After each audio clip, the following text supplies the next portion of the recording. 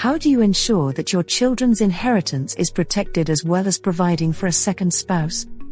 A third of all marriages in England and Wales are between couples where one or both spouses had been previously married. Whether the previous marriage ended in death or divorce, many of these couples will have children from previous relationships. Ultimately, most of us want our children to inherit our assets at some point in the future.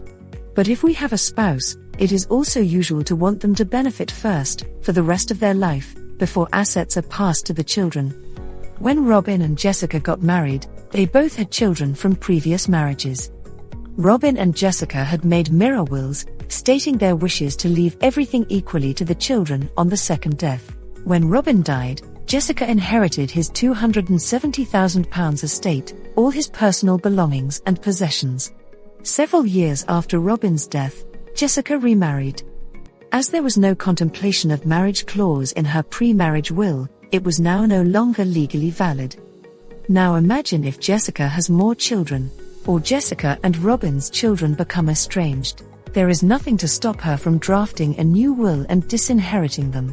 If Jessica does not make a new will after getting remarried, her estate will be distributed according to the intestacy rules.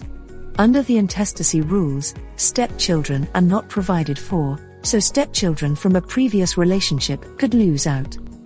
A new relationship could also make your estate vulnerable to a dependency claim after their death. Even creditors of your surviving spouse, such as local authorities for care home fees, can threaten your children's inheritance. How do you ensure that your children's inheritance is protected in the longer term?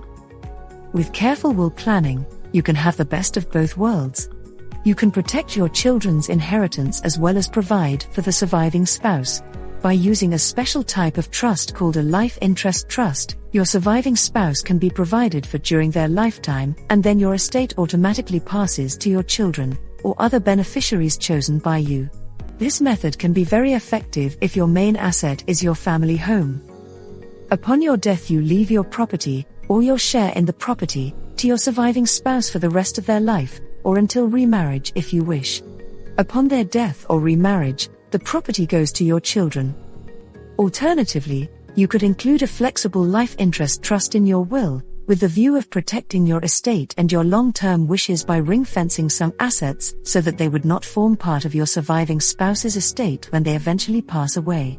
This would mean any change in their will after your death will not affect those assets, they will still pass under the terms of your will.